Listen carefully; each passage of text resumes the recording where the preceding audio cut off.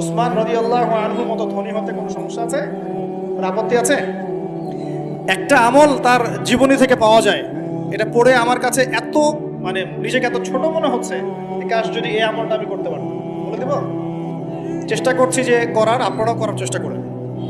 উসমান রাদিয়াল্লাহু আনহু ধনী ছিলেন কিনা, নবীর কাছে গিয়ে বলছেন যে আমার ধন সম্পদ খুব বেশি বাড়ছে, ইয়া রাসূলুল্লাহ আপনি সম্পদ একটু কমানোর দোয়া করেন তো আমার জন্য। চিন্তা করা যায় মানুষ এমন দোয়া কেউ করবে যুগে? আচ্ছা, নবী সাল্লাল্লাহু আলাইহি ওয়াসাল্লাম বললেন তুমি উটের পিঠে, গাধার পিঠে খাওয়া দাওয়া করো, ঠিক আছে, খাওয়া দাওয়া করো। তো তিনি খাওয়া দাওয়া করেন। এখন কয়দিন পরে, কয়দিন বলতে কতদিন আল্লাহ ভালো জানেন, তিনি এসে বলছেন ইয়া রাসূলুল্লাহ আমার তো সম্পদ আরো আগের চেয়ে বাড়তেছে, দেখি আপনি কি দোয়া করলেন, সম্পদ আরো বাড়া শুরু করেছে। তখন তিনি বলছেন যে তুমি যখন খাও তখন তোমার হাত থেকে যদি খাবার পড়ে যায় তুমি কি করো? তখন তিনি বলেছেন আমি, আমার হাত থেকে খাবার যদি পড়ে যায়, একটা দানাও যদি পড়ে যায়, আমি উটের পিঠ থেকে নেমে সেই খাবারটাকে তুলে পরিষ্কার করে তারপর খাই। উসমান রাদিয়াল্লাহু আনহু এত ধনী মানুষ, তিনি প্রতিবেলায় 100 মানুষকে খাওয়াতে পারেন, কোনো সমস্যা নেই।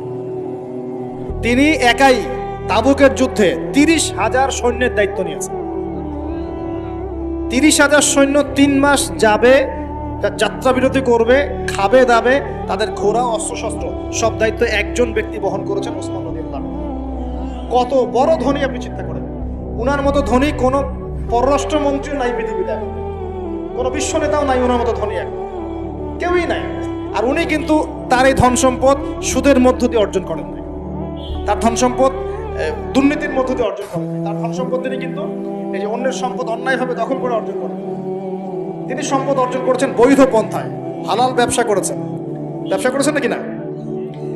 এই যে আমল, তো নবীজি বলছেন যে তোমার আমল যদি এমনই হয় তাহলে তোমাকে আল্লাহ পাক সম্পদ দিবে না, কাকে সম্পদ দিবে? তুমি আল্লাহ পাকের যে সম্পদ, রিজিকের যে শুকরিয়া আদায় করো, কৃতজ্ঞতা প্রকাশ করো যে আল্লাহ আমাকে ভালোবেসে রিজিকটা দিয়েছেন, আমার হাত থেকে পড়ে গেছে, আমি মনে খাই। এই যে আল্লাহ পাকের নেয়ামতের প্রতি তোমার যে শ্রদ্ধা, সম্মান, এর শুকরিয়া স্বরূপে আল্লাহ পাক তোমাকে এরকম সচ্ছল বানায় দিচ্ছে, হাতে কিছু করার নাই। উসমান রাদিয়াল্লাহু আনহুর মতো ধনী হতে কোনো সমস্যা আছে? তিনি কৃপণ ছিলেন না, তিনি আল্লাহ পাকের নেয়ামতের শুকরগুজার ছিলেন। ভুল ব্যাখ্যা নেবেন না, তিনি আল্লাহ পাকের নেয়ামতের শুকরগুজার ছিলেন। আমরা আল্লাহ পাকের নেয়ামতের শুকরিয়া আদায় করবো ইনশাআল্লাহ, এবং যা রিজিক আল্লাহ আমাদেরকে দিয়েছেন এতে সন্তুষ্ট থাকবো ইনশাআল্লাহ, এবং হালালভাবে চলার চেষ্টা করব। আল্লাহ পাক আমাদেরকে ধন দিলে সেই ধন সম্পদ যতটুকু আমার পরিবারের জন্য প্রয়োজন, বাড়তিগুলো আমরা আল্লাহর পথে দান সাদাকা করবো ইনশাআল্লাহ। আল্লাহ পাক আমাদের সবাইকে আল্লাহর রাস্তায় দান করার তৌফিক এনায়েত করুন, আমিন। সমাজ কল্যাণমূলক কাজ করেন না, জনসেবা করেন, মানুষের সেবা করেন, মানুষের কাছে থাকেন, সোশ্যাল ওয়ার্ক করেন। এই যে অ্যাসোসিয়েশন আছে না, কিছু সামাজিক নন পলিটিক্যাল নন প্রফিটেবল কিছু ফাউন্ডেশন থাকে না, মানুষের কল্যাণে কাজ করেন, ইফতারের প্রজেক্ট করেন সামনে, ঠিক আছে। তারপরে শীত বস্ত্র হয়, তারপরে যে ত্রাণ রিলিফ, মানুষের কল্যাণ, বৃক্ষরোপণের কাজ, তারপরে আপনার এই যে রক্তদান কর্মসূচি, এই টাইপের যে ভালো ভালো কাজ, সমাজ কল্যাণমূলক কাজ, এই সমাজ কল্যাণমূলক কাজগুলো করলে মনটা বড় হবে ইনশাআল্লাহ। ভালো কাজে ব্যস্ত থাকবেন, আপনি দেখবেন মাথার মধ্যে শয়তানি নাই। যখন মানুষের কাজ নাই, সারাদিন অলস বসে থাকে, মাথার মধ্যে দুনিয়ার শয়তানি ঘোরাফেরা করতে থাকে। আল্লাহ পাক আমাদের সবাইকে ভালো কাজের সাথে থাকার তৌফিক দান এবং ভালো কাজে একে অপরকে সহযোগিতা করার তৌফিক দান ইনশাআল্লাহ। এই রমজান মাস আসার আগে আমরা আরেকটা ভালো কাজ করার চেষ্টা করবো ইনশাআল্লাহ। সেটা হলো রমজান মাসে সাধারণত নিত্য প্রয়োজনীয় দ্রব্যের দামগুলো বেড়ে যায়, তাই কি না? এটা তো হয় সাধারণত। কি কি কারণে হয় সেটা আমি পরে একদিন আলোচনা করব। এই কারণগুলো আমাদেরকে দূর করতে হবে, আল্লাহ পাক তৌফিক দান করুন। কিন্তু সাধারণত দেখা যায় রমজান মাসে দামগুলো বৃদ্ধি পায়, তখন মধ্যবিত্ত এবং নিম্ন মধ্যবিত্ত শ্রেণীর চরম দুর্ভোগ দেখা দেয়। তার অনেকেই দেখা যায় লোক লজ্জায় মানুষের কাছে হাত পাততে পারে না, কাউকে বলতে পারে না, কিন্তু ওদের ঘরে অভাব থেকে যায়। কোনো কোনো সময় দেখা যায় ইফতার করতে বসে তারা বদদোয়া করতে থাকে, ইফতার করতে বসে বদদোয়া করতে থাকে, আল্লাহ কি চলছে, কিভাবে খাবো, কিভাবে পড়বো, আল্লাহ তুমি দেখো, তুমি ছাড়া দেখার কেউ নাই, এগুলো বলতে থাকে। আমরা রমজান মাস আসার আগে একটা ভালো কাজ করার নিয়াত করি, আল্লাহ পাক তৌফিক দান।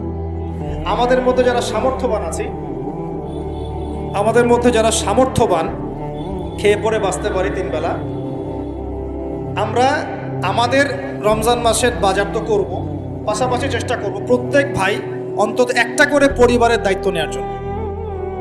পারবেন তো ইনশাল্লাহ? প্রত্যেক ভাই কমপক্ষে একটা করে পরিবার, সামর্থ্যবান বিত্তশালী সামর্থ্যবান যাদেরকে আল্লাহ পাক সামর্থ্য দিয়েছেন অর্থনৈতিক, আমরা একটা নিয়াত করি যে আগামী রমজানে, এই আসন্ন রমজানে ইনশাআল্লাহ আমরা নিজেদের পরিবারের সাথে অন্তত একটা করে পরিবারের হলো দায়িত্ব নিব ইনশাআল্লাহ। আর আমরা নিজেদের পরিবারের বাজার করব, মাসিক বাজার, একটা পরিবারের মাসিক বাজার করে দেবো ইনশাআল্লাহ। পারা যাবে না ইনশাআল্লাহ? এইভাবে যদি আমরা সমাজের মানুষগুলো এগিয়ে আসি, যাদের সামর্থ্য আছে, দেখবেন সমাজের একটা বড় অংশের মানুষের অভাবের সমস্যা দূর হয়ে যাবে। এক মাসের বাজেট তার কি লাগতে পারে? এক মাসের জন্য কতটুকু চাল লাগে? 20 কেজি 30 কেজি হয়তো চাল লাগতে পারে, ডাল লাগতে পারে, নিত্য প্রয়োজনীয় জিনিস, তেল লাগতে পারে, চিনি লাগতে পারে, চিনি, তারপরে আপনার এই যে ছোলা লাগতে পারে, খেজুর লাগতে পারে। একটা প্যাকেজ করে আমি চেষ্টা করবো আমার পরিবারের সাথে অন্তত একটা করে পরিবারের দায়িত্ব নেওয়ার জন্য। পারবো না ইনশাল্লাহ ভাই? নিয়ত এত দুর্বল কেন? নিয়ত এত দুর্বল কেন ভাই? যখন আল্লাহর বান্দারা অন্য মুসলিমের পাশে থাকে, আল্লাহ তখন সেই বান্দার পাশে থাকে। নিজেকে ভালো কাজে ব্যস্ত রাখেন। দান সৎকার করলে কখনো টাকা কমে যায় না। মনে রাখবেন, দান করলে কোনোদিনও টাকা কমে যায় না। আপনার দানের টাকা ঘুরে ফিরে আপনার কাছে আসবে। বুঝতে পারছেন না? আপনার দানের টাকা ঘুরে আল্লাহ আপনার কাছে ফিরাই দিবে। কিভাবে ফিরাবেন সেটা আল্লাহর দায়িত্ব। আমি কি বুঝাবো কিভাবে ফিরাবেন? বুঝবেন, একটু বোঝানোর চেষ্টা করবেন। অর্থনীতি কিন্তু কঠিন, সহজ করে বোঝানোও কঠিন, সবাই সহজ করে বোঝাতেও পারবে না। আমি একটা পয়েন্ট খালি বুঝাই আপনাদেরকে, বোঝার চেষ্টা করেন। মনে করেন আপনাদেরকে অর্থনীতি বুঝাই, এগুলো আমাদের সাবজেক্ট ছিল, আর তখন আমরা আসলে অর্থনীতি কিছুই বুঝতাম না। তারপরে যখন কোরআন হাদিস পড়া শুরু করলাম, তখন দেখলাম যে ও আচ্ছা, ব্যাপার তো খুব সহজ। সহজ জিনিসটাকে এত কঠিন করা হয় কেন? দেখেন কিরকম। মনে করেন একটা বাজার, আপনাদের এখানে বাজার আছে কি? আচ্ছা, এই বাজারের মধ্যে ধরেন 100 ব্যবসায়ী আছে। আর ব্যবসায়ীরা ব্যবসা করে, আল্লাহ পাক ব্যবসা হালাল করেছেন না হারাম করেছেন? হালাল ব্যবসা। ব্যবসায় একটা 10 টাকার পণ্য আপনি চাইলে 30 টাকা, 40 টাকা, 50 টাকা, 100 টাকা বিক্রি করতে পারবেন কি না? পারবেন। মার্কেটের একটা ফিক্সড প্রাইস থাকে, মার্কেট প্রাইস, এটাকে বলে মার্কেট প্রাইস, যে একটা দাম নির্ধারণ করা হয় যে আমরা এই দামে সব সেল করবো, তাই না? আচ্ছা, এন্ড ব্যবসায়ীরা ব্যবসা করছে, ব্যবসায় লাভও আছে, লসও আছে, ঝুঁকিও আছে, লাভও হতে পারে, লসও হতে পারে। এখন ব্যবসা করার সময় দেখা গেল যে এক ভাই লাভ করলো আর এক ভাই লস করলো, এমনটা হয় কি না? আল্লাহ পাক এখানে কি করেন জানেন? এই বাজারের মধ্যে যে সম্পদগুলো আছে, অর্থ সম্পদ, আপনারা যেটা কারেন্সি বলেন, এগুলো আল্লাহ রাব্বুল আলামিন হাত থেকে হাতে ঘোরাতে থাকেন। আজকে আপনার হাতে, কালকে তার হাতে, কালকে তার হাতে, পরশু আরেক ভাইয়ের হাতে। এই সম্পদ বাজারের মধ্যে ঘুরতে থাকে। বাজারটা হতে পারে সমাজ, হতে পারে রাষ্ট্র, হতে পারে বিশ্ব। ভালো করে বোঝেন, ছোট পরিসরে হতে পারে সমাজ, হতে পারে রাষ্ট্র বা বিশ্ব। আল্লাহ পাক সম্পদটা সার্কুলেট করেন, ঘোরাতে থাকেন। আজকে তার হাতে, কালকে তার হাতে, কালকে তার হাতে, এভাবে সম্পদ ঘুরতে থাকে। লাভ লসের রিস্ক আছে, কেউ লাভ করে, কেউ লস করে। এভাবে সম্পদ সার্কুলেট হতে হতে হতে আল্লাহ পাক যাকে ইচ্ছা ধনী বানান, যাকে ইচ্ছা গরিব বানান। কথা বুঝতে পারছেন? এটা হলো এই জায়গায় রিজিকটা নিয়ন্ত্রণ করেন সরাসরি আল্লাহ পাক। আল্লাহ পাক কারো সম্পদ নেন, কারোকে দেন, কারো কাছ থেকে নেন, কারোকে দেন, কারো কাছ থেকে নেন, কাউকে দেন। এভাবে সম্পদ ঘুরতে থাকে। আর যদি দেখা যায় সম্পদ মানে চাহিদার চেয়ে কম হচ্ছে, আল্লাহ পাক সম্পদ উৎপন্ন করে দেন। জমিন থেকে উৎপন্ন করেন, আসমান থেকে উৎপন্ন করেন। আমি মানে বুঝাতে পারছি না। এরপরও যদি দেখা যায় যে সমাজের সংকট হলো, অন্য সমাজ থেকে আমদানি করতে হয়। যদি একটা রাষ্ট্রের সংকট হচ্ছে, অন্য রাষ্ট্র থেকে আমদানি করতে হয়। এভাবে একটা সিস্টেম চলে, ইসলামিক সিস্টেম। এখানে ব্যবসা হচ্ছে মূল। এখানে দায়িত্ব আল্লাহ নিয়ে নেন, কাউকে ধনী করবেন, কাউকে গরিব করবেন। সম্পদ ঘুরতে থাকবে, ঘুরতে থাকবে। এভাবে আল্লাহ পাক আপনার এই যে ধনী ব্যক্তি, মনে করেন যে সম্পদ এখানে লাভ করেছে, এই ব্যক্তির উপর আবার জাকাত ফরজ আছে। কি আছে? জাকাত ফরজ আছে। এখন এই যখন ধনী হবে, নিসাব পরিমাণ সম্পদ আসবে, তখন এই জাকাত দিবে গরিবকে। তখন যার হাত থেকে সম্পদ চলে আসছে, ওর কাছে আবার সম্পদ ফিরে যাবে। সুবহানাল্লাহ। বুঝতে পারলেন কি কিভাবে সম্পদ আল্লাহ পাক ঘোরান? এর জাকাত ছাড়াও আছে সাদাকা। সাদাকা ছাড়া সাদাকাতুল ফিতর আছে, অনুদান আছে, এবং নরমালি আল্লাহ পাক কিন্তু সদকা করতে উৎসাহিত করেন। এইভাবে একটা ইকোনমিক সিস্টেম চলতে থাকে, ছোট বা বড় পরিসরে। এইভাবেই মদিনা টিকে ছিল, এভাবেই মদিনার ইকোনমিক সিস্টেম চলত নবী সাল্লাল্লাহু আলাইহি ওয়াসাল্লামের যুগে। তো সেখানে আরো একটা বিষয় এক্সট্রা ছিল, যেটা এখন নাই। সেটা ছিল গনিমত। সেটা কি? রাসূল সাল্লাল্লাহু আলাইহি ওয়াসাল্লাম সাহাবীরা বিভিন্ন যুদ্ধ এবং জিহাদ করতেন কিনা? না, তারা তো এগুলো করতেন না। ঘর মসজিদে বসে খালি সুবহানাল্লাহ পড়তেন, হ্যাঁ নাকি? বদর উহুদ তো হয়নি ইসলামে, হয়েছে? এগুলো বললে তো দেখা যাবে বাপরে বাপ অবস্থা খারাপ। হ্যাঁ, জিহাদি বয়ান শুরু করেছে। এগুলো কি ইতিহাসে আছে কি না? যখনই মুসলিমরা যুদ্ধে গিয়েছে এবং জয় করেছে তখন বিপুল গনিমতের সম্পদ লাভ করেছে। বুঝতে পারছি? গনিমত মানে ওই যে যাদের সাথে যুদ্ধ হচ্ছে ওদের সব সম্পত্তি মুসলিমরা তখন পেয়ে যায়, কারণ ওগুলো ছেড়ে ওরা পালিয়ে যায়। এটা এর মধ্য দিয়ে মুসলিম ব্যাপক সচ্ছলতার মুখ দেখেছিল। খায়বারের যুদ্ধে জয়ের মধ্য দিয়ে মুসলিমরা প্রায় 1/3 সম্পদ পেয়েছিল আরবের মধ্যে।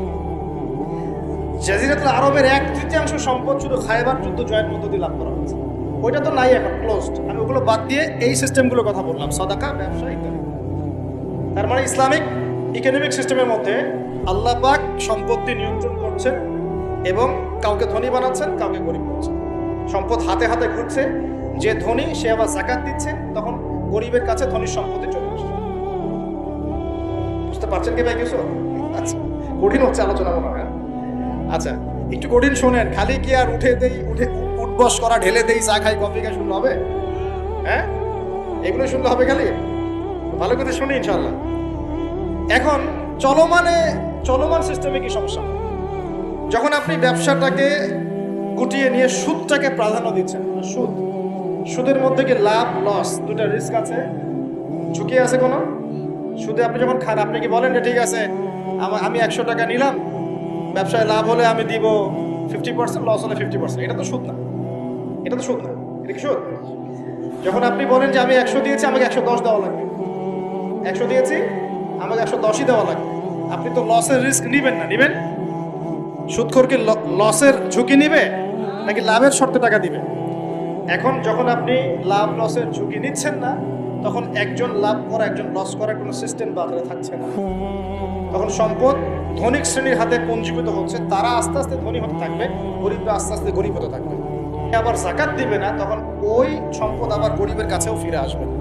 এভাবে সুদের মধ্য দিয়ে সম্পদ সংকীর্ণ হয়ে যায়, একদম একটা মার্কেট, সমাজ, রাষ্ট্র বেচাকেনা দেউলিয়া হয়ে যাবে। একটা করে কথা বলেছিলাম, ফলেছিল কি অর্থনীতির কথা? পাকিস্তানের কথা ফলেছে? পাকিস্তানের সামনে আরো ভয়াবহ পরিণতি আছে। আর এগুলো থেকে শিক্ষা না নিতে পারলে আমাদের সামনে ক্ষতি আছে। এগুলো বলবেই বাকে, বোঝাবেই বাকে। আর আল্লাহ পাক আমাদের কথা গ্রহণ করার মানসিকতা দান করুন। কমপক্ষে কথাগুলো শুনে একটু যাচাই করার তৌফিক আল্লাহ দান করুন। যাচাই করার পর যদি দেখা যায় যে হ্যাঁ ঠিকই বলেছে ছেলেটা, বা কিছুটা হলেও ঠিক বলেছে, ওইটুকু অন্তত গ্রহণ করার তৌফিক আল্লাহ দান করুন। একবারে যদি নেগলেক্ট করে রাত দূর এসব কথা শোনারই দরকার নাই, তাহলে তার কিছু হইল সমস্যা নাই। আমাদের কাজ কি? ফাযাক্কির ইন্নামা আনতা মুযাক্কির। আল্লাহ পাক আল্লাহর দ্বীনের দায়ীদের দায়িত্ব দিয়েছেন, তোমরা উপদেশ দিবে, তোমরা শুধু উপদেশদাতা। লাস্তা আলাইহিম বিমুসাইতির। কারো প্রতি তোমরা দারোগা নাও, চাপ দিয়ে মানাতে হবে, এই দায়িত্ব তোমাকে দেওয়া হয় না। জাস্ট বলে দিয়ে চলে আসো। ফাযাক্কির ইন্নাফাআতিয যিকরা, তুমি উপদেশ দিবে হে নবী। সায়াযাক্কারু মান ইয়াখশা, যে উপদেশ গ্রহণ করবে সে শীঘ্রই গ্রহণ করবে, যে আল্লাহকে ভয় করে সে শীঘ্রই উপদেশ গ্রহণ করবে ইনশাআল্লাহ। প্রিয় ভাইরা, তো এখনকার চলমান বিশ্বের ইকোনমিটা হচ্ছে সুদ। এই কারণেই ইকোনমিক সমস্যাগুলো, মন্দাগুলো, স্যাংশনগুলো, করাপশনগুলো, এগুলো সুযোগ থেকে যায়। আদারওয়াইজ ইসলামিক ইকোনমিক সিস্টেম পরিপূর্ণরূপে থাকলে এই সমস্যাগুলো হতো না। রমজান মাসে ওয়াদা নাম্বার 5, কয়টা ওয়াদা করছেন এই পর্যন্ত ভাই? 4টা। ওয়াদা নাম্বার 5 হচ্ছে রমজান মাসে যার যাকাত ফরজ হয়, যাকাত অবশ্যই যাকাত আদায় করে দিবেন। করবেন কি না? আপনারা কি মনে করেন যে নামাজই খালি ফরজ, যাকাত ফরজ না? যাকাত ফরজ না? যে কেউ যদি মনে করে নামাজ ফরজ, যাকাত ফরজ না, সে ব্যক্তি কাফের। হ্যাঁ, আমার ফতোয়া না, যে কোনো আলেমকে জিজ্ঞাসা করেন না, যে কোনো মাযহাবের আলেমকে জিজ্ঞাসা করেন, যে কোনো মাযহাবে। মান ফাররাকা বাইনাস সালাতি ওয়াজ যাকাত, যে ব্যক্তি সালাত এবং যাকাতের মধ্যে পার্থক্য করে সে ব্যক্তি মুসলিম মিল্লাত থেকে খারিজ হয়ে যাবে। আবু বকর সিদ্দিক রাদিয়াল্লাহু আনহুর যুগে কিছু মানুষ যাকাত দিত না, দিতে চায় নাই। আবু বকর সিদ্দিকের মতো নরম মানুষ নামাজে দাঁড়ালেই ঝরঝর করে কান্না শুরু করেন, নরম মনের মানুষ, তিনি যাকাত অস্বীকারীদের বিরুদ্ধে যুদ্ধ করলেন। ইতিহাস পড়ে দেখেন। তারপরে তারা ভয়ে যাকাত দেওয়া শুরু করে। একজনের বিরুদ্ধে অ্যাকশন নেওয়া হয়েছে, বাকিরা ভয়ে যাকাত দেওয়া শুরু করেছে। রাষ্ট্রীয় কোষাগার সমৃদ্ধ হলো। মুসলিমরা কি ওই সময় সুদের মধ্য দিয়ে রাষ্ট্রীয় কোষাগার বৃদ্ধি করত? যাকাত ছিল, গনিমত ছিল, সাদাকা ছিল, ব্যবসা ছিল, কৃষি ছিল, এইগুলোর মধ্যে দিয়ে তারা সমৃদ্ধ হতো। আর এই সমৃদ্ধি দিয়ে আমরা প্রায় 1200 বছর বিশ্ব শাসন করেছি। কত বছর? 1200 বছর আমরা বিশ্ব শাসন করেছি। আর এখন আমাদেরকে চাইতে হয়, লোন দেন, এই করেন, সেই করেন। আমাদেরকে নিচের হাত হতে হয়েছে, নিচের হাত। কি লজ্জা আমাদের! আমাদেরকে নিচের হাত হতে হয়েছে, ওরা এখন উপরের হাত। ওরা আমাদেরকে এখন অনুদান দেয়, আবার সুদের শর্ত দিয়ে দিবে। তারপর তো IMF বুঝবেন, ওইটাতে আমি যাচ্ছি না। এমন কিছু শর্ত দিবে যেটা রাষ্ট্রের গলা দড়ি চিপে রেখে দেবে। এটা যারা এখানে বিক্ষোভ ব্যক্তিত্বরা আছেন তারা বুঝবেন আমার কথা। গলার মধ্যে দড়ি দিয়ে ফাঁস লাগিয়ে রেখে দিবে, এর নাম লোন দেওয়া। সিকোয়েন্সটা দেখেন, বড় বড় কিছু কসম আল্লাহ করলেন, মহাবিশ্বের কসম, বিশাল বিশাল নক্ষত্রের কসম, ঠিক আছে, জুমার দিন বড় দিন, আরাফার দিন বিশাল দিন, এবং কিয়ামতের দিন একটা ভয়াবহ বিশাল দিন। এই সমস্ত বিশাল বিশাল বিষয়গুলো কসম করে আল্লাহ পাক বলছেন কুতিলা আসহাবুল উখদুদ। কি কথা? কুতিলা আসহাবুল উখদুদ। আসহাবুল উখদুদ ধ্বংস হয়েছে। কে আসহাবুল উখদুদ? সামনে যাই, মজার একটা ঘটনা আসবে। আন-নারি যাতিল ওয়াকুদ, যখন আগুন দাউ দাউ করে জ্বলছিল, আসহাবুল উখদুদ ধ্বংস হয়ে গেছে যখন আগুন দাউ দাউ করে জ্বলছিল। ইযহুম আলাইহা কুউদ, এবং আসহাবুল উখদুদের লোকরা এই আগুনের কুণ্ডলের চারপাশে বসেছিল। মনে করেন এখানে বিশাল একটা আগুন জ্বালিয়ে রাখা হয়েছে, এখানে দাউ দাউ করে আগুন জ্বলছে, আর কিছু মানুষ তার চারপাশে বড় বড় কুর্সিতে, চেয়ারে হেলান দিয়ে বসে মজা উপভোগ করছে। এই হলো আসহাবুল উখদুদ। এদেরকে আল্লাহ পাক বলছেন এরা ধ্বংস হবে। ওয়াহুম আলা মা ইয়াফআলুনা বিল মুমিনিনা শুহুদ, তারা বসে বসে কি করছিল? তারা বসে বসে দেখছিল যে মুমিন মুসলিমদের সাথে কি নির্যাতন করা হচ্ছে। মুমিন মুসলিমদের সাথে ওই আগুনের মধ্যে যা নির্যাতন করা হচ্ছিল, ওরা চারপাশে বসে বসে এটা অবলোকন করছিল, হাসছিল, মজা নিচ্ছিল। এই আসহাবুল উখদুদ তারা ধ্বংস হবে। ওয়ামা নাকামু মিনহুম ইল্লা আন ইউমিনু বিল্লাহিল আজিজিল হামিদ। আল্লাহ পাক বলছেন ওই মুমিনদের কোনো দোষ ছিল না যে মুমিনদেরকে ওই অগ্নিকুণ্ডে পুড়িয়ে মারা হচ্ছিল এবং চারপাশে কিছু মানুষ জড়ো হয়ে দেখছিল, মজা নিচ্ছিল।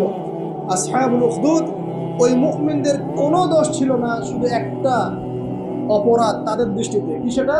যে এই মুমিনরা এক আল্লাহর প্রতি ঈমান এনেছে। এই মুমিন হওয়া ছাড়া তাদের কোনো দোষ ছিল না। কথা বুঝতে পারছেন? এবার চলে আসেন এখানে কিভাবে আসলাম। বহুদিন আগের কথা, কত বছর আমরা জানি না। একজন প্রতাপশালী বাদশা ছিল, এখনকার বিশ্ব নেতাদের মতোই পরাশক্তি। ওই যে আসহাবুল কাহফের মতো, বা ওই নমরুদের মতো, বা ওই যে ফেরাউন তার মতো একজন প্রতাপশালী বাদশা ছিল। তার অধীনে একজন বড় জাদুকর ছিল। কি ছিল? আচ্ছা, মজা আছে, ভালো করে বোঝান। একটা বড় জাদুকর ছিল। এখনো কিন্তু বহু কান্ট্রি এই জাদুবিদ্যার চর্চা করে, আপনারা জানেন। ভিতরে ভিতরে জাদুবিদ্যার চর্চা এখনো চলছে। আর এই জাদু সত্য, জাদু সত্য, চোখের বদনজর সত্য। সায়েন্স বিশ্বাস করুক না করুক, এগুলো সত্য। কারণ কোরআন বলেছে সত্য বা সত্য। জিন সত্য নাকি মিথ্যা? ফেরেশতা সত্য না মিথ্যা? কবরের আযাব সত্য না মিথ্যা? এগুলো তো চোখে দেখা যায় না, বিশ্বাস করলেন কিভাবে? এই চোখে দেখা যায় না বিশ্বাস করেছেন বলে তো আপনি মৌলবাদী। চোখে দেখা যায় না, অহেতুক বিশ্বাস করছেন, অতএব আপনি একজন মৌলবাদী মানুষ। বুঝতে পারছেন? তো এই বিষয়গুলো বিশ্বাস না করলে কি আপনি মুমিন হতে পারবেন? আচ্ছা, কবরের আযাব সত্য না মিথ্যা আমরা বিশ্বাস করেছি, তোমরা মরার পরে বিশ্বাস করো। আমরা মরার আগেই বিশ্বাস করেছি, তোমরা মরার পরে বিশ্বাস করো। তারপর তোমরা পাক্কা মৌলবাদী হয়ে যাবে। মরার পরে যখন কঠিন কবরের আযাব শুরু হবে, দেখবা যে আইনাল ইয়াকিন। ইয়াকিন কয়েক প্রকার হয়। একটা হচ্ছে আপনার আইনাল ইয়াকিন, হাক্কুল ইয়াকিন, এরকম কথা আছে কোরআনে। মানে আইনাল ইয়াকিন মানে চোখে দেখলাম এবার বিশ্বাস করি। রব্বানা আবসারনা ওয়া সামি'না ফারজি'না না'মাল সালিহান ইন্না মুকিনুন। আছে না সূরা আলিফ লাম মিম সিজদায়? হাফেজে কোরআন যারা আছেন, আল্লাহর সামনে জাহান্নামীরা বলবে রব্বানা, হে আমাদের রব, আবসারনা, এই যে দেখলাম তোমার আযাব দেখেছি আমরা, এখন পরকালের কথা। ওয়া সামি'না, এই যে শুনতে পাচ্ছি এখন আযাব। ফারজি'না, আমাদেরকে ফিরিয়ে দিন। কোথায় ফিরিয়ে দিবে? দুনিয়ায়। না'মাল সালিহান, আমরা সৎ কাজ করবো। ইন্না মুকিনুন, আমাদের ইয়াকিন হয়ে গেছে। তার মানে সবাই বিশ্বাস করবে একদিন না একদিন, তাই তো? যে বহুদিন আগে এরকম প্রতাপশালী বাচ্চার অধীনে একজন জাদুকর ছিল। এই জাদুকরের যখন বয়সটা বুড়ো হয়ে গেল, তখন সে তার ওই বাচ্চাকে বলছে যে আমার তো বয়স শেষ, আমার এই বিশাল জ্ঞানগুলো কি করবো? একজন বালক এনে দিন, যেই বালককে আমি এইসব জাদুবিদ্যা শিখিয়ে দিই। ওই যেরকম ছোট বাচ্চাদের মধ্যে। তো এরকম একটা ফুটফুটে সুন্দর বাচ্চাকে খুঁজে বের করা হলো, যে বাচ্চাটা বিচক্ষণ। একে নিয়ে আসা হলো জাদুকরের কাছে। এবার জাদুকর তাকে জ্ঞান শিখায়, জাদু শিখাতে শিখাতে শিখাতে শিখাতে সে একটু পরিণত হচ্ছে, মানে কৈশোরে পদার্পণ। এখন সে যখন জাদু শিখতে আসে, আসার পথে রাস্তায় দেখে একজন পাদ্রী আছে। পাদ্রী মানে কি? পাদ্রী মানে দরবেশ, মানে যে আল্লাহ বিশ্বাস করে, হয়তো আগেকার আসমানি কিতাবে সে বিশ্বাস করে, এমন একজন পাদ্রীর সন্ধান সে পায়। সে ওই পাদ্রীর কাছে গিয়ে বসে, সেই পাদ্রী তাকে আসমানি কিতাবের যে মর্ম, যে বাণী, এগুলো শোনায়। তার কাছে খুব ভালো লাগে যে মাশাআল্লাহ, এটা ইমানের স্বাদ। যখন কোরআন শুনি আমাদের ভালো লাগে না? আসমানি কিতাব যখন শুনে তার কাছে ভালো লাগে। সে বলে যে আমি এটা শিখতে চাই। তখন এই পাদ্রী তাকে বলে, তুমি তো জাদু শিখতে যাও এই বাদশার দরবেশের কাছে, বাদশার জাদুকরের কাছে, যদি ওরা জানতে পারে তাহলে সমস্যা নেই। তাহলে উপায় কি?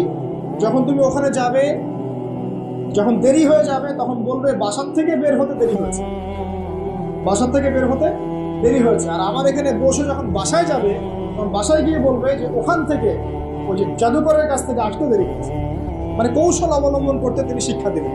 কৌশলের প্রয়োজন আছে না? হিকমার দরকার আছে না? সত্য থেকে সরে গিয়ে নয়, কিন্তু কৌশল তো করার দরকার আছে। নবী সাল্লাল্লাহু আলাইহি ওয়াসাল্লাম যে হিজরত করেছেন, মক্কা থেকে মদিনা চলে গিয়েছেন, সবাইকে জানান দিয়েছিলেন, এই শোনো আমি হিজরত করছি, জানান দিয়েছেন। রাতের বেলা বের হয়েছেন, কৌশল। রাতের বেলা বের হন নাই, এবং তাকে মারার জন্য চারপাশ থেকে লোক ঘিরে রেখেছিল। এর মধ্য দিয়ে আল্লাহ রাব্বুল আলামিন তাকে বের করে দিয়েছে। তিনি কি সবার সামনে ফেসবুকে জানান দিয়েছেন, এই দেখো আমরা বেরোচ্ছি? তো তোমরা তো কৌশলই বুঝো না দিনের কাজে। যে কাজ হবে 1%, আইওয়াশ হবে 99%। এখনকার এই যুগ, হ্যাঁ, দিনের কাজ হবে 1%, আইওয়াশ শোডাউনই বেশি। এই শোডাউন করতে করতে মানুষের চোখ লাগে, যত চোখ লাগে তত সমস্যা সৃষ্টি হয়, এবং আস্তে আস্তে আস্তে আস্তে দিনের দায়রা মাইনাস হবে। এই বিষয়টার পিছনে তোমরাও দায়ী, কৌশল তো বোঝো না।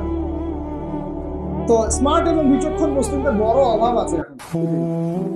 যতক্ষণ পর্যন্ত বিচক্ষণতা অর্জিত হচ্ছে না, ততক্ষণ পর্যন্ত ইসলামের বিজয় হচ্ছে না, এটা মাথায় রাখেন। তারপর সামনে যান। এবার এই বাচ্চা খুব সুন্দর করে ব্যালেন্স করলো, একবার এখানে যায়, একবার ওখানে। এই করতে করতে ওই যে জাদুকরের ইন্তেকাল হয়ে গেল, মারা গেল জাদুকর। এবার এই বাচ্চার কাছে মাশাআল্লাহ অনেক এলেম জানাম আছে। এদিকে সে পাদ্রীর জ্ঞানে দীক্ষিত হচ্ছে। দীক্ষিত হতে হতে তার মধ্যে আল্লাহ পাকের প্রতি একটা পরিপূর্ণ ঈমান চলে আসে। সে মুসলিম হয়ে গেল, আলহামদুলিল্লাহ। মুসলিম হওয়ার পরে একদিন সে যখন বাদশার কাছে যাচ্ছে, রাস্তায় একটা বিশাল জন্তু দেখা গেল। বিশাল জন্তু, কিরকম জন্তু আমরা জানি না। ঠিক আছে, দাব্বাতুল আরদ সামনে বের হবে। আমাদের 10টা নিদর্শন আছে বড় বড়, তার মধ্যে একটা হচ্ছে দাব্বাতুল আরদ, জমিন থেকে পুরো একটা প্রাণী বের হবে। আর এখন মানুষ এগুলো বিশ্বাস করবে না, আমি জানি। 2 দিন পর নাসা যখন বলবে তখন বিশ্বাস করবে। কথা কি বুঝতে পারছেন? তবে প্রাণী এই পৃথিবীর নিচে আছে। রাসূল সাল্লাল্লাহু আলাইহি ওয়াসাল্লাম বলেছেন 10টা আলামত না আসা পর্যন্ত কিয়ামত হবে। তার মধ্যে একটা হচ্ছে দাব্বাতুল আরদ, জমিন থেকে একটা প্রাণী বের হবে। এবং এই প্রাণী শুধু বেরই হবে না, মানুষের সাথে কথাবার্তা বলবে। ধন্যবাদ। মানুষের সাথে কথা বলবে প্রাণী। বিশ্বাস করছেন? এখন বিশ্বাস করছেন না জানি, কিন্তু প্রাণী মানুষের সাথে কথা বলবে। আল্লাহ পাক বলাতে পারেন না? পারেন। আচ্ছা, সামনে যান। ওই প্রাণী যখন দাঁড়িয়ে আছে রাস্তায়, এখন এই বালক বলছে আজকে আমি প্রমাণ করে নিব যে আল্লাহর আনুগত্যশীল ওই পাদ্রী সঠিক নাকি ওই জাদুকর সঠিক। এবার সে একটা ইট হাতে নিল, পাথর হাতে নিয়ে এসে বলছে, আল্লাহ তোমার কাছে যদি ওই জাদুকরের কাজের চাইতে এই পাদ্রীর কাজ বেশি পছন্দনীয় হয়, এই ইটের আঘাতে এই জন্তুকে তুমি মেরে ফেলো। আল্লাহ এই বলেছে, বিসমিল্লাহ বলে পাথর নিক্ষেপ করলো। নিক্ষেপ করার সাথে সাথেই জন্তু কেটে। তখন তার আইন আল ইয়াকিন, হাকুল ইয়াকিন হয়ে গেল যে হ্যাঁ, আল্লাহর কাছে এই পাদ্রীর আমলই সবচেয়ে বেশি পছন্দনীয়। তার আর মনে কোনো সংশয় থাকলো না। কিশোর মানুষ না, কতটুকুই বা বোঝেন নাই? এবার তার মধ্যে একটা ইয়াকিন চলে আসলো এবং সে পরিপূর্ণ মুমিন মুসলিম হয়ে গেল। এবার যখন সে রাজ দরবারে যায়, তার কাছে পেশেন্ট আসে, মানে একজন মানুষ এসেছে, সে বলছে যে আমার চোখের সমস্যা। সে চোখে হাত দেয়, হাত দিয়ে বলে যে আপনি আল্লাহর প্রতি ঈমান নিয়ে আসেন, আমি আল্লাহর কাছে দোয়া করবো চোখ ভালো হবে। এভাবে পেশেন্ট আসে, সে বলে আল্লাহর প্রতি ঈমান নিয়ে আসেন, আমি দোয়া করবো ভালো হয়ে যাবে। এভাবে আস্তে আস্তে তার নাম এবং খ্যাতি ছড়িয়ে পড়তে লাগে। যেই তার কাছে আসে সে বলে আগে মুসলিম হন, ইমানদার হন, আল্লাহর প্রতি বিশ্বাস করেন, আমি দোয়া করবো ভালো হয়ে যাবে। চোখ অন্ধ ভালো হয়ে যাচ্ছে, কুষ্ঠ রোগী ভালো হয়ে যাচ্ছে, হ্যাঁ, প্যারালাইজ রোগী ভালো হয়ে যাচ্ছে। আলহামদুলিল্লাহ। নবী ঈসা আলাইহিস সালাম এমনটা করেছিলেন না? আল্লাহ পাক চাইলে করতে পারেন। একদিন ওই রাজ দরবারের একজন মন্ত্রী আসছে, এবার ওই রাজার একজন এমপি সাহেব, তার চোখে সমস্যা, সে আসছে, এসে বলছে যে আমার এই চোখের সমস্যা, আমার চোখটাকে ভালো করার দরকার, তোমার কাছে কোনো ওষুধ আছে না? সে বলছে যে আপনি আল্লাহর প্রতি ঈমান নিয়ে আসেন, আমি আল্লাহর কাছে দোয়া করবো আপনি ভালো হবেন। এবার সে আলহামদুলিল্লাহ ঈমান নিয়ে আনলো এবং সে ভালো হয়ে গেল। এই ভালো হয়ে যাওয়ার পরের দিন যখন সে আবার ওই পার্লামেন্টে গিয়েছে আর ওদের তৎকালীন রাজদরবারে, এবার রাজা ওকে দেখে বলছে যে তোমার তো চোখ অন্ধ ছিল, কিভাবে সেবা লাভ করলো? সে বলে না কিভাবে সেবা লাভ করলো, সে বলতে চাচ্ছে না, আর সে আজ করছে যে বললে সমস্যা হবে। এক পর্যায়ে তাকে খুবই পিটনি দেওয়া হচ্ছে, রিমান্ডে নিয়ে গিয়ে কঠিন মাইর দেওয়া হচ্ছে। এক পর্যায়ে সে মারের যন্ত্রণা সহ্য করতে না পারে বলে ফেললো যে ওই বাচ্চা, তার কাছে গিয়ে আমি আরোগ্য লাভ করেছি এবং সে আমাকে বলেছে যে তার রবের প্রতি ঈমান নিয়ে আসতে, তাহলে আমি শেফা লাভ করব। এই বাচ্চা এখন বলছে ফেরাউনের মতো, আয়না রব্বুকুম আ'লা, আমি তো তোমাদের রব। নমরুদের মতো, আমি তো তোমাদের রব, আমি তো জানি না যে আমি ছাড়া তোমাদের কোনো ইলাহ আছে। এবার এই লোকটাকে হত্যা করা হলো, এই এমপি সাহেবকে হত্যা করা হলো, বিকজ সে ঈমান নিয়ে আসে। এবার সেই বালককে ডেকে আনা হচ্ছে, বলা হচ্ছে বলো তুমি নাকি তোমার রবের নাম দিয়ে মানুষের ট্রিটমেন্ট করা শুরু করেছো? তখন সেই বালক বলছে হ্যাঁ, আমি এক আল্লাহর প্রতি বিশ্বাস করি এবং তার রাসূলের প্রতি বিশ্বাস করি, তার প্রেরিত আসমানি কিতাবে বিশ্বাস করি। এখন রাজা বলছে আমি ছাড়া তোমাদের কোনো ইলাহ আছে আমি জানি না। এই সৈন্যবাহিনী শোনো, এই বালককে ধরো, ধরে নিয়ে গিয়ে উঁচু পাহাড়ে নিয়ে যাও, ওখান থেকে ফেলে দাও। কথা বুঝতে পারছেন? এবার তাকে নিয়ে যাওয়া হবে, ক্রস ফায়ার দেওয়া হবে, এবার উপরে নেওয়া হয়েছে একদম পাহাড়ের উপরে। এবার ওই বালক উপরে উঠে একটা দোয়া করছে, এই দোয়াটা সবাই শিখে নেন। ওই বালক উপরে উঠে দোয়া করছে আল্লাহুম্মা কফিনিহিম বিমা শি'তা, আল্লাহুম্মা কফিনিহিম বিমা শি'তা, আল্লাহুম্মা কফিনিহিম বিমা শি'তা। পাহাড় থরথর করে কাঁপা শুরু করলো এবং ওই সৈন্যবাহিনী পাহাড় থেকে পড়ে গেল, বালকের কিচ্ছু হলো না। আমি কিন্তু বানোয়াট কোনো গল্প বলছি না, এটা কোরআন থেকে বলছি এবং এটা তাফসীর, আপনি যে কোনো তাফসীর পড়েন, মারিফুল কোরআন, তাফসীর ইবনে কাসির, জালালাইন পড়ে দেখেন, পড়ে দেখেন, আমার সাথে ডিবেট করা লাগে। এবার সে বালক হেঁটে হেঁটে চলে আসলো রাজদরবারে। আবার কি ব্যাপার, তুমি মরো নাই? না, আল্লাহ আমাকে বাঁচিয়েছে, আমার রব আমাকে বাঁচিয়েছে।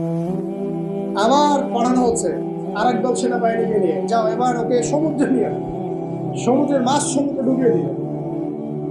আবার সে ওখানে গিয়ে বলল আল্লাহুম্মা কফিনিহিম বিমা শি'তা, হে আল্লাহ, অর্থ হচ্ছে হে আল্লাহ, আমার বিপক্ষে যারা আছে আপনি যা দিয়ে ইচ্ছা ওদের বিরুদ্ধে আমাকে সাহায্য করেন।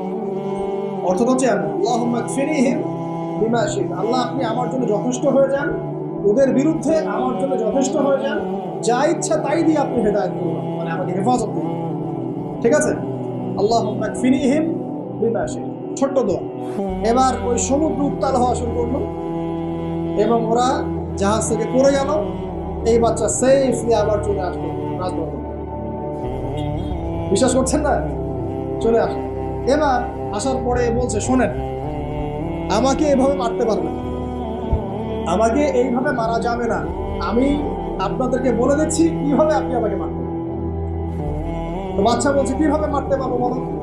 তখন সেই বাচ্চাটা বলছে যে আপনি সমস্ত এলাকার মানুষকে এক জায়গায় জড়ো করবেন, মানে পুরো নেশনের যত মানুষ সবাইকে একটা মাঠে নিয়ে আসবেন, মাঠের মাঝখানে একটা গাছ রোপণ করবেন বা একটা কিছু স্তম্ভ নির্মাণ করবেন, সেখানে আমাকে বেঁধে ফেলবেন। বেঁধে ফেলার পরে আমার এই ধনুক থেকে একটা তীর বের করবেন, তীর বের করে আপনি নিজ হাতে এই তীরটাকে নিশানা দিবেন, দিয়ে বলবেন বিসমিল্লাহ, আল্লাহর নামে বিসমিল্লাহ, আল্লাহর নামে, বিসমিল্লাহি রাব্বি হাযাল গোলাম বলে ছুড়ল। অর্থ হচ্ছে আমি এই রবের, আমি এই বাচ্চার রব, আমি এই বাচ্চার রব আল্লাহর নামে তীর ছুড়লাম। এটা বলে তীরটা নিক্ষেপ করবেন, তাহলে আমি বলবো, তার আগে বলবো। কথা কি বুঝতে পারছি? এবার তাই করা হলো, সমস্ত এলাকার মানুষকে এখানে জড়ো করা হলো। কথাটা ভালো করে বোঝেন, সমস্ত এলাকার মানুষ মানে কি? ওই এলাকার সব মানুষ, মানে মুমিন কাফের যে আছে সবগুলোকে একত্রিত করা হলো। করার পরে বাচ্চাটাকে এইভাবে একটা জায়গায় বেঁধে দেওয়া হয়েছে, খেজুর গাছে, তাফসীরে এসেছে খেজুর গাছে। এবার সে এখান থেকে তীর বের করে বাদশা বলছে বিসমিল্লাহি রাব্বি হাযাল গোলাম, নিক্ষেপ করলো। তীরটা ঠিক, আল্লাহ পাকের দৃষ্টি দেখেন এত সূক্ষ্ম, ওইটাই বর্ণনা করেছে। তীরটা ঠিক বাচ্চার এই জায়গায় লেগেছে, এই যে মাথার এখান থেকে লেগে এদিকে বের হয়েছে। ওই বাচ্চা ছেলেটার এই যে কপালের এই পার থেকে এই পার পর্যন্ত তীর চলে গেল এবং বাচ্চাটা শহীদ হয়ে গেল। এবং এই বাচ্চাটা যখন মারা গেল বা শহীদ হয়ে গেল, আর সারা এলাকার মানুষ কি দেখলো? দেখলো যে বাচ্চা তাকে 2-3 বার চেষ্টা করে মারতে পারে নাই, কিন্তু তার রবের নাম যখন নেওয়া হয়েছে, আল্লাহর নাম নেওয়া হয়েছে, মারতে পেরেছে। দেন অ্যান্ড দেন পুরো এলাকার সমস্ত মানুষ মুসলিম হয়ে গেল। একজন বাচ্চার জীবনের বিনিময়ে সমস্ত এলাকার মানুষ ইসলামের হেদায়েত পেয়ে গেল। এবার বাচ্চার মাথা তো আরো খারাপ, একটাকেই সামলাতে পারছিলাম না, এবার তো সমস্ত এলাকার মানুষ মুসলিম হয়ে গেছে। এখন কি করবেন? এখন সেনাবাহিনীকে আদেশ করা হয়েছে সমস্ত মানুষগুলোকে জড়ো করো, জড়ো করে একটা গর্ত খোঁড়ো, একটা গর্ত খুঁড়ে সেখানে আগুন জ্বালাও, আগুন জ্বালিয়ে সমস্ত মানুষকে ফেলে দাও। দৃশ্যটাকে কল্পনা করতে পারছেন? একটা পুরো এলাকার মানুষকে একটা মাঠের মধ্যে একত্রিত করে সেখানে আগুন জ্বালিয়ে সবাইকে সেখানে ফেলে দেওয়া হলো এবং তারা চতুর্দিক থেকে এটাকে অবলোকন করতে লাগলো, মজা উপভোগ করতে। এটাই আল্লাহ পাক বলছেন কুতিলা আসহাবুল উখদুদ ইয হুম আলাইহা কুউদ ওয়া হুম আলা মা ইয়াফআলুনা বিল মুমিনিনা শুহুদ। শেষ পর্যায়ে তাফসীরে এসেছে, শেষ পর্যায়ে একজন মায়ের কোলে একটা ছোট্ট বাচ্চা ছিল। তো সেই মা নিজে লাভ দিবে এটাতে তার কোনো সমস্যা নেই, কিন্তু বাচ্চাটাকে নিয়ে লাভ দেওয়ার জন্য সে প্রস্তুত বোধ করছে। তখন আল্লাহ রাব্বুল আলামিন সেই ছোট্ট বাচ্চাটার কোলে, সেই ছোট্ট বাচ্চাটার জবানের মধ্যে আল্লাহর কুদরত নিদর্শন নাজিল করলেন। এই বাচ্চাটা কথা বলা শুরু করল। সেই বাচ্চাটা বলল, ইয়া উম্মা, হে আমার মা, লা তাখাফু, ভয় করো, ফাইন্নাকি আলাল হক, কারণ আপনি সত্যের উপর আছেন, লাভ দিন। যারাই সে অগ্নিকুণ্ডে সেদিন লাভ দিয়েছে তারাই জান্নাতের স্বাদ পেয়েছে। এই হলো আসহাবুল উখদুদের ঘটনা, যেটা আল্লাহ রাব্বুল আলামিন সূরা বুরুজের মধ্যে বলেছেন। এখানে একটাই শিক্ষা রয়েছে, ঈমান এর শক্তি একজন ছোট্ট বালকের মধ্য দিয়ে কিভাবে আল্লাহ রাব্বুল আলামিন পুরো নেশনকে হেদায়েত করতে পারেন। এবং আল্লাহ রাব্বুল আলামিন সমস্ত পরিকল্পনার উপরে মহা পরিকল্পনাকারী, এবং আল্লাহ সুবহানাহু ওয়া তাআলা তাদেরকে চিরস্মরণীয় করে রেখেছেন কোরআনের পাতায়। কিয়ামত পর্যন্ত মানুষ এই ঘটনা পড়বে, তাদের থেকে শিক্ষা গ্রহণ করবে না? আল্লাহ রাব্বুল আলামিন সবচেয়ে বেশি স্মার্ট না আমরা সবচেয়ে বেশি স্মার্ট? এরপরে আল্লাহ রাব্বুল আলামিন বলছেন যে তারা ঈমান আনা ছাড়া অন্য কোনো অপরাধ করে না। এই মুমিন যারা ছিল, আগুনে লাফ দিয়েছে, এদের কোনো অপরাধ ছিল? এদের কোনো অপরাধ ছিল? কি অপরাধ ছিল? তারা শুধুমাত্র কি ছিল? মুমিন ছিল। ঈমান আনার ফলে তাদের এই পরিণতি হয়েছে, তাদেরকে অগ্নিকুণ্ডে লাফ দিতে তারা বাধ্য হয়েছে। যারা দিয়েছে তারা কি জান্নাতি না জাহান্নামী? জান্নাতি। ওই যে বালক যে একা দৃষ্টান্ত স্থাপন করে গেল, পুরো নেশনকে হেদায়েত দিয়ে গেল, এই বালক সফল না ব্যর্থ? আল্লাহ রাব্বুল আলামিন যদি চান তাহলে এরকম 1-2 মানুষকে দিয়ে পুরো নেশনকে হেদায়েত করাতে পারে। এবং যেটা হয়ে গেছে আগে, সেটা এই যুগেও সম্ভব না। শুধু সম্ভবই না, বরং আপনাদের চোখের সামনে এটা হয়েছেও, কিন্তু আপনারা সেটা বুঝতে পারেন না। আপনাদের চোখের সামনে যুগের পর যুগ এমন ঘটনা ঘটেছেও, কিন্তু আপনারা হয়তো বুঝতে পারেন নাই, ধরতে পারেন নাই। আল্লাহ রাব্বুল আলামিন এমন মানুষদেরকে দিয়ে পুরো নেশনকে হেদায়েত করেন। কিছু মানুষকে আল্লাহ পরীক্ষায় ফেলেন, তাদের মধ্য দিয়ে আল্লাহ পুরো নেশনকে হেদায়েত করতে পারেন। আসহাবুল উখদুদের এই বাচ্চার মধ্যে আমাদের সবার নিদর্শন আছে। আল্লাহ পাক আমাদের সবাইকে প্রতিটি ঈমানদার হওয়ার তৌফিক দান করুন, বেশি বেশি আমাদের সালেহ করার তৌফিক দান করুন, ঈমানের উপর দৃঢ় থাকার তৌফিক দান করুন এবং দৃষ্টান্ত স্থাপন করার তৌফিক দান করুন। এবং যে কোনো রকম বিশ্ব অদৃশ্যের বিপদ আপদ বানা মুসিবতের বিপক্ষে আল্লাহ পাকই যেন যথেষ্ট হয়ে যান। আমিন। শেষ করি, সূরাটার সামনে যাই। আল্লাহ রাব্বুল আলামিন এরপর যেটা বলেছেন, ইন্নাল্লাযীনা ফাতানুল মুমিনিনা ওয়াল মুমিনাত সুম্মা লাম ইয়াতুবু ফালাহুম আযাবু জাহান্নাম। যারা মুমিনদের সাথে এমন নির্যাতন করলো, কি করলো? আগুনে পুড়িয়ে জীবন্ত মেরে ফেললো। যারা মুমিনদের সাথে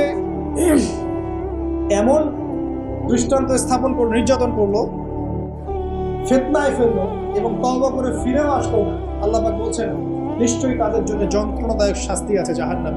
ওয়া লাহুম আযাবুল হারিক, এবং তাদের জন্য মর্মান্তিক শাস্তি অপেক্ষা করছে। তাদের জন্য যারা মুমিনদেরকে ফিতনায় ফেলেছে, কষ্ট দিয়েছে, নির্যাতন করেছে, নিপীড়ন করেছে। তারপর আল্লাহ পাক বলেন ইন্নাল্লাযীনা আমানু ওয়া আমিলুস সালিহাত লাহুম জান্নাতুন তাজরি মিন তাহতিহা আল-আনহার। আর যারা এই পরীক্ষায় উত্তীর্ণ হয়ে গেল, যাদেরকে আসহাবুল উখদুদরা ফেলে দিল গর্তে, যারা আগুনে লাফ দিল, অগ্নি পরীক্ষা দিল, আল্লাহ পাক বলেন এরা সফল হয়েছে, এরা জান্নাতে যাবে যার তলদেশ দিয়ে নহর সমূহ প্রবাহিত হচ্ছে। আলহামদুলিল্লাহ। ওয়াযালিকাল ফাওজুল কাবীর। আর এটা হচ্ছে সবচেয়ে বড় সাফল্য। এটাই হচ্ছে সাফল্যের চূড়ান্ত সংজ্ঞা। দুনিয়াতে আপনি কতটুকু খাচ্ছেন, পড়ছেন, কতটুকু ব্যবসা বাণিজ্য করছেন, কতটুকু স্ট্যাটাসের মালিক, এটা বড় কথা নয়। আমি আপনি দিন শেষে জান্নাতে যেতে পারবো কিনা এটাই বড়। যদি জান্নাতে যেতে পারি ইনশাআল্লাহ তাআলা আমরা সফল। যদি জান্নাতে যেতে ব্যর্থ হই, আল্লাহ না করুন, তাহলে আমাদের যে ব্যর্থ এই মহাবিশ্বের কোনো সৃষ্টি নাই। আল্লাহ পাক বোঝার তৌফিক এনায়েত করুন। আমিন। আল্লাহ পাক এরপরে বলছেন ইন্না বাতশা রাব্বিকা লাশাদীদ। জেনে রাখো, যারা আল্লাহর বিরোধিতা করবে, তার নবী, তার আসমানি কিতাব এবং দ্বীনের বিরোধিতা করবে, তাদের জন্য একটা শাস্তি আছে। এই শাস্তি প্রচন্ড কঠিন। ইন্না বাতশা রাব্বিকা লাশাদীদ। আল্লাহ পাকের শাস্তি প্রচন্ড কঠিন। আমরা একটা কনসেপ্ট লালন করি মাথায়, আল্লাহ পাক গফুরুর রহিম, রহমানুর রহিম, ঠিক আছে তাই না? একই সাথে আল্লাহ পাক কিন্তু শাদীদুল ইকাব বলেন। আল্লাহ পাক একই সাথে কিন্তু কঠোর শাস্তি দাতাও। আল্লাহ এটা বলছেন ইন্না বাতশা রাব্বিকা লাশাদীদ। আল্লাহ পাক ছাড় দিচ্ছেন আমাদেরকে, ছেড়ে দিবেন না। কিন্তু তোমরা যারা এখন নামাজ পড়ছো না, সওম রাখছো না, হারাম কাজে লিপ্ত আছো, হারাম খাচ্ছ এবং জেনায়, পর্নে, মাদকে লিপ্ত আছো, অহেতুক সময় নষ্ট করছো, দিনের কোনো ফিকির নাই, আল্লাহ পাক কিন্তু সবকিছু দেখছেন। আল্লাহ পাক কিন্তু সবকিছু শুনছেন। আল্লাহ রাব্বুল আলামিন সুযোগ দিচ্ছেন, সময় দিচ্ছেন, তাই বলে কিন্তু আল্লাহ পাক ছেড়ে দিবেন না। আল্লাহ রাব্বুল আলামিন কিন্তু পুঙ্খানুপুঙ্খ হিসাব দিবেন। এটাই বলছেন ইন্না বাতশা রাব্বিকা লাশাদীদ। আল্লাহ পাকের শাস্তি কিন্তু বড়ই কঠিন। আল্লাহ পাক আমাদের সবাইকে তার শাস্তি থেকে হেফাজত করবেন। একটা এক্সাম্পল দিচ্ছি গাড়ি আসতে।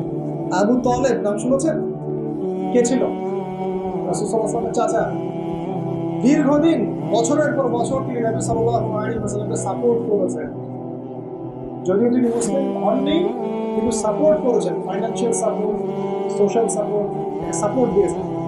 কিন্তু শেষমেশ তিনি লা ইলাহা ইল্লাল্লাহ পড়তে পারেন না। মুমিন মুসলিম হন, কিন্তু নবীকে এমনভাবে সাপোর্ট দিয়েছেন যেটা আরবের কেউ দেয়নি তাকে।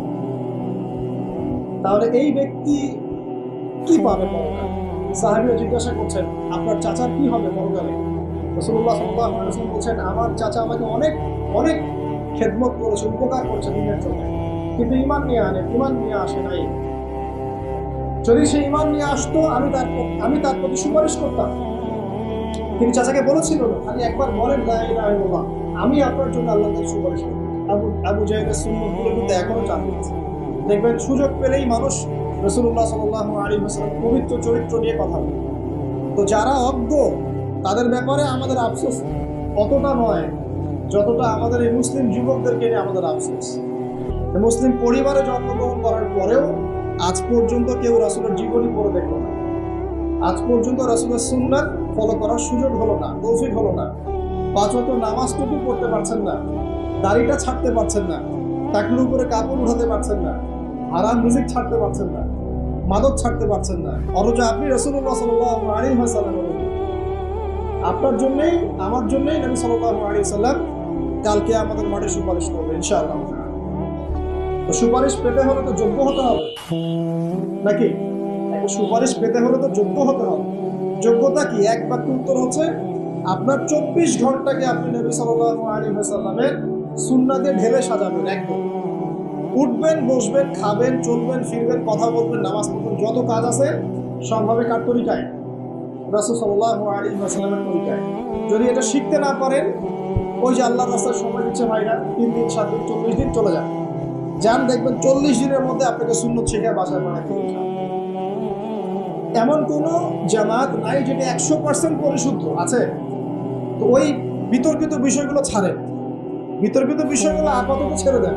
সুন্নতটা তো শিখাবে আপনাকে তো নামাজটা শিখাবে, জামাতে নামাজের পাবন্দি শিখাবে, হাদিস চর্চা শিখাবে, তালিম করা শিখাবে, দাওয়াত দেওয়া শিখাবে। এটুক শিখে চলে আসে। কমপক্ষে আপনি আপনার ব্যক্তি জীবনটাতে রাসূলের সুন্নাহটা প্রতিষ্ঠা করেন। সারা দুনিয়ার মানুষ সুদ খায় খাক, অর্থনৈতিক জীবনে আমি সুদ খাবো না। প্রয়োজনে কৃষি কাজ করে খাবো, মাছ চাষ করে খাবো, গরু ছাগল প্রতিপালন করবো, তারপরেও সুদ খাবো। আমি ব্যবসা করতে গিয়েছি, ওখানেও নবীর সুন্নাত লাগবে, আমি মাপে কম দিতে পারবো না। সারা দুনিয়ার মানুষ দেয় দেখ, সারা দুনিয়ার মানুষ মজুদ করে করুক, আমি করবো না। সারা দুনিয়ার ব্যবসায়ীরা কালোবাজারি করে করুক, আমি করবো না। একজন মুসলিম যুবকের চরিত্র হবে। আপনি চাকরি করতে গিয়েছেন, চাকরি করা অবস্থায় যদি দেখেন যে হ্যাঁ আপনি নীতি নৈতিকতা বজায় রেখে করতে পারছেন, আলহামদুলিল্লাহ।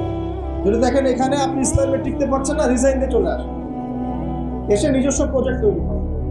এমন অনেক মানুষকে আমরা চিনি যারা বড় বড় চাকরি ছেড়ে দিয়ে, আরাম চাকরি ছেড়ে দিয়ে কৃষিকাজ করেছে, করে আল্লাহ পাক তাদেরকে আমি স্বাবলম্বী করেছে। রিজিক কার হাতে? আল্লাহর হাতে। আর কোরআনে কিন্তু বেশি থেকে বেশি কৃষিভিত্তিক অর্থনীতির কথাই বলা হচ্ছে।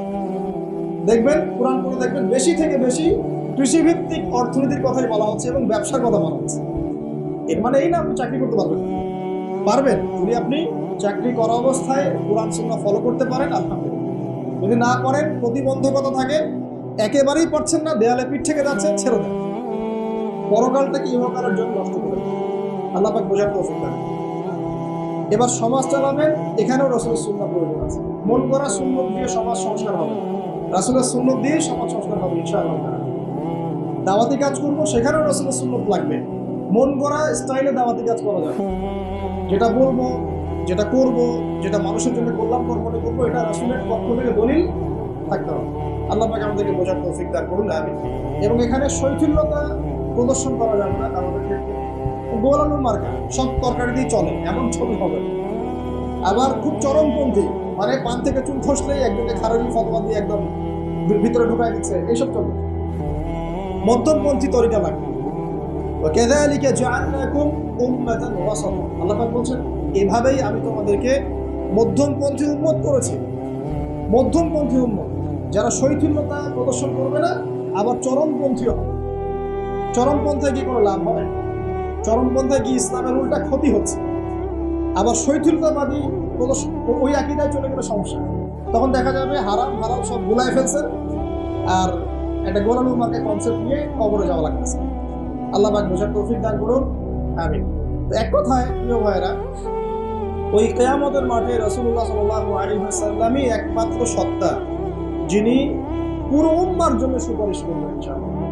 তো সেই সুপারিশ পাওয়ার যোগ্য হতে হলে আমাদের চলনে বলনে কথায় কাজে ব্যবসা অর্থনীতি সব ক্ষেত্রে রাসূলের সুন্নাহকে সর্বোচ্চ অগ্রাধিকার দিতে হবে। অনেক আদর্শের কথা আমরা বলি, সবচেয়ে সেরা আদর্শ মুহাম্মদ সাল্লাল্লাহু আলাইহি ওয়াসাল্লাম। তার আদর্শের উপরে কোনো আদর্শ নাই। অতএব এই আদর্শটাকে মনে প্রাণে ধারণ করা, লালন করা, মনে মননে ধারণ করে বাস্তবে ইমপ্লিমেন্ট করা। আল্লাহ পাক আমাদেরকে তৌফিক এনায়েত করুন, আমিন। প্রিয় ভাইরা, কিয়ামতের মাঠ সম্পর্কে অনেক ভয়াবহ চিত্র আছে, আজকে আমি সেটা বলার সুযোগ পাচ্ছি। এতটুকু বলবো, এটা হচ্ছে ন্যায় বিচারের মাঠ। এখানে সাররা পরিমাণ বান্দার হক নষ্ট করে পার পাওয়া যাবে না। আল্লাহ পাকের সাথে জড়িত 1000টা পাপ থাকলেও আল্লাহ পাক মাফ করতে পারেন, ঠিক আছে? কিন্তু বান্দার সাথে জড়িত হক থাকলে বান্দার কাছেই ক্ষমা নিতে হবে। আর একটা পাপ নিয়ে কবরে যাওয়া যাবে না। একটা পাপ, সেটা কি? সেটা হলো শিরকের পাপ। শিরকের পাপ নিয়ে কবরে যাওয়া যাবে না। বেঁচে থাকতেই শিরকের সাথে সম্পৃক্ত যত আকীদা আমল আছে তওবা করতে হবে, ছাড়তে হবে। আল্লাহ রাব্বুল আলামিন আমাদেরকে শিরক এবং কুফর থেকে হেফাজত করুন, আমিন। আল্লাহ পাক এর পরের আয়াতে বলছেন ওয়া শাহিদিন ওয়া মাশহুদ। একটা চমৎকার ঘটনা আসবে সামনে ইনশাআল্লাহ, মনোযোগ ধরে রাখেন। আল্লাহ বলছেন ওয়া শাহিদিন ওয়া মাশহুদ। আমি আল্লাহ কসম করছি শাহেদের এবং মাশহুদের। শাহেদ কি? তাফসীরের কিতাবে এসেছে শাহেদ মানে হচ্ছে জুমার দিন। কোন দিন? জুমার দিন। এই যে দেখেন, জুমার দিনে মুসলিমদের একটা কাজ কমন, সেটা হলো গোশতের দোকানে দাঁড়িয়ে গরুর গোশত কেনা। সকাল সকাল দেখবেন জুমার দিনে হাজির কষাইয়ের দোকান, আজকে জুমার দিন গরু খাইতেই হবে, নাকি ভাই? কথাটা কি ঠিক না বলি? দেখবেন শহরের যতগুলো কষাইখানা আছে সকাল সকাল হাজির জুমার দিন গোশত খাইতে হবে। অথচ জুমার দিনটা এত ইম্পর্টেন্ট, এই দিনে দোয়া কবুল হয়। যে কোনো দোয়া আল্লাহর কাছে চাবেন কবুল হবে। এই দিনে সূরা কাহাফ পড়তে হয়, এই দিনে তাড়াতাড়ি মসজিদে আসতে হয়, গোসল করে সুগন্ধি মেখে সুন্দর কাপড় পরে ইমামের কাছাকাছি এসে বসতে হয়। তাহলে প্রত্যেক কদমে 1 বছরের রোজা, 1 বছরের তাহাজ্জুদে নেকি হয়। তো জুমার দিন খুবই ইম্পর্টেন্ট। দেখবেন জুমার দিনে কি করে, গরুর গোশত খাবে, খাওয়াই লাগবে, মুরগি খাওয়া তো যাবে, সবজি খাওয়া যাবে, ঠিক আছে। তারপরে স্ত্রী সন্তান বউ বাচ্চাকে নিয়ে সকাল সকাল বেরোয় চলে গেল, সারা বিকেল ঘুরতেছি, রাত্রে ঘুরতেছি, সন্ধ্যায় ঘুরতেছি। মানে ওই দিনটা দেখবেন গান বাজনা, পার্টি, এই বিয়ের অনুষ্ঠান, এই জন্মদিন, এই ওরিয়েন্টেশন, এই অমুক তমুক সব জুমার দিন। অথচ জুমার দিনটাকে আল্লাহ পাক দিয়েছেন ওয়াশাহিদ, সাক্ষ্যদাতা, মানে জুমার দিন আপনাকে সাক্ষী দিবেন আপনি এই দিন কি করেছেন। জুমার দিনের কাজগুলো পড়ে নেবেন বই থেকে, আল্লাহ পাক তৌফিক দান করুন, আমিন। ওয়া মাশহুদ, এবং মাশহুদের কসম করছি। মাশহুদ কি? মাশহুদ মানে আরাফার দিন। কোন দিন? আরাফার। এটা কোন দিন? যুব সমাজকে জিজ্ঞাসা করেন, বলতে পারবে না আরাফার দিন কোন দিন। এখনকার তরুণ প্রজন্ম দেখেন আরাফার দিন কোন দিন বলতে পারবে না। জিজ্ঞাসা করেন পর্যায় সারণীতে ওই যে মৌলের নাম হাইড্রোজেন থেকে একদম শেষ পর্যন্ত সব বলে দেবে, পারমাণবিক ভর, পারমাণবিক সংখ্যা সব বলে দেবে। ফিজিক্সের প্রশ্নগুলো জিজ্ঞাসা করেন, সব বলে দেবে। হায়ার ম্যাথ আছে, হায়ার ম্যাথের প্রশ্ন বলে দেবে। বায়োলজির যে কঠিন কঠিন বৈজ্ঞানিক নামগুলো আছে না, ব্যাঙের বৈজ্ঞানিক নাম, অমুকের তমুকের মানুষ সব বলে দেবে। বলেন মাশহুদ কাকে বলেন? ওয়াশাহিদি ওয়া মাশহুদ আয়াতটা শুনছো কখনো? বলবে শুনি নাই। এই হলো অবস্থা, শিক্ষা সিস্টেমের এই হলো অবস্থা। কেউ কি বলেছে যে ডাক্তার হওয়া যাবে না, ইঞ্জিনিয়ার হওয়া যাবে না, বা জেনারেল লাইনে পড়া যাবে না? এমনটা কি কেউ বলেছে? কিন্তু কোরআন সুন্নাহর জ্ঞানকে বিসর্জন দিয়ে, ওই জ্ঞানটাকে বিসর্জন দিয়ে তোমাকে ডাক্তার হতে হবে? আমার তো মাঝে মাঝে মনে হয় যে এইসব সেকশনে এই সায়েন্টিফিক পড়াগুলোর পাশাপাশি মানবিক কিছু পড়াশোনা দেওয়া দরকার। আগে মানুষ বানানো দরকার, কিভাবে পেশেন্টদের সাথে ভালো ব্যবহার করতে হয় শেখানো দরকার, কিভাবে একজন অসুস্থ মানুষের সাথে ভালো বিহেভ করতে হয় শেখানো দরকার। তাহলে কিভাবে ইনজেকশন পুশ করতে হয় আর কিভাবে ওষুধ দিতে হয় এটুকু শেখানো যথেষ্ট না? একটা বিহেভিয়ার, মানবতা শেখানো দরকার। একটা ইঞ্জিনিয়ারকে শেখান যে চুরি করা হারাম, তাকে শেখা না, নাহলে বড় হয়ে অনেক বড় ইঞ্জিনিয়ার হতে পারে কিন্তু দেখবেন ভিতরে চুরি করছে। তো একটা মানবিক শিক্ষার দরকার আছে, হিউম্যান বিহেভিয়ার শেখানো দরকার। এই শিক্ষাগুলো কে দিবে? কোরআন দিবে, হাদিস দিবে, রাসূলের সুন্নাহ দিবে, তখন গিয়ে তো সে পরিপূর্ণ মানুষ হবে। আর যাদের মধ্যে এই দুইটা শিক্ষা একত্রিত হবে দেখবেন তারা সোনার মানুষ হবে। তো এই দুটো শিক্ষাকে আমরা অর্জন করতে পারি না। কেউ কি বলেছে জেনারেল লাইনে পড়া বাদ দিয়ে দাও, বাদ দিয়ে একদম সবাই মৌলবী হয়ে যাবে? সবাই যদি আলেম হয়ে যায় তাহলে ভাই সামরিক ক্ষেত্রে কে কাজ করবে, প্রশাসনে কে কাজ করবে, জনপ্রতিনিধি কে হবে, ইসলামিক ব্যাংকিং সেকশন কে চালাবে?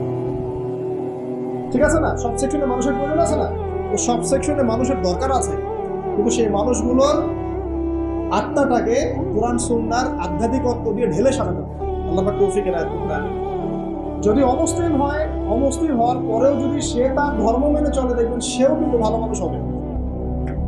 আসলে যারা এই বিশ্বে ফাসাদ সৃষ্টি করে বেড়াচ্ছে এদের সাথে ধর্মের কোনো সম্পর্ক নেই।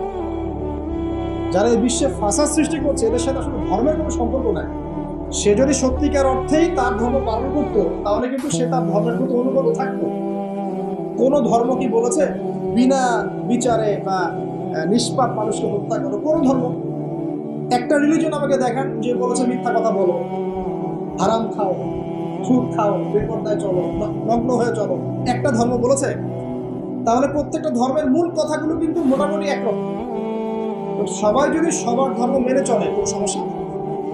এরপরে যে পড়াশোনা করে দেখবে যে হ্যাঁ ইসলামী চূড়ান্ত রিলিজিয়ন, এর মধ্যে সমস্ত বিষয়ের সমাধান আছে, এটা ফাইনাল টেস্টিমেন্ট, তখন সে মুহাম্মদ সাল্লাল্লাহু আলাইহি ওয়াসাল্লামের আনুগত্য করবে, সাক্ষ্য দিবে আশহাদু আল্লা ইলাহা ইল্লাল্লাহ ওয়া আন্না মুহাম্মাদান আবদুহু ওয়া রাসূলুহু, মুসলিম হয়ে যাবে ইনশাআল্লাহ। মুসলিম হলেই, কালিমা পড়লেই একদিন না একদিন সে জান্নাতে যাবে ইনশাআল্লাহ, যদি তার আকীদার মধ্যে শিরক না থাকে, কুফর না থাকে, আমলে বেদাত না থাকে, হারাম রিজিক না থাকে। আল্লাহ পাক আমাদেরকে পরিপূর্ণ মুসলিম হওয়ার তৌফিক এনায়েত করুন, আমিন। যে মাশহুর বলছিলাম আরাফার দিন, আরাফার দিন নিয়ে আমার স্বতন্ত্র একটা লেকচার আছে, ওটা দেখে নিয়ে।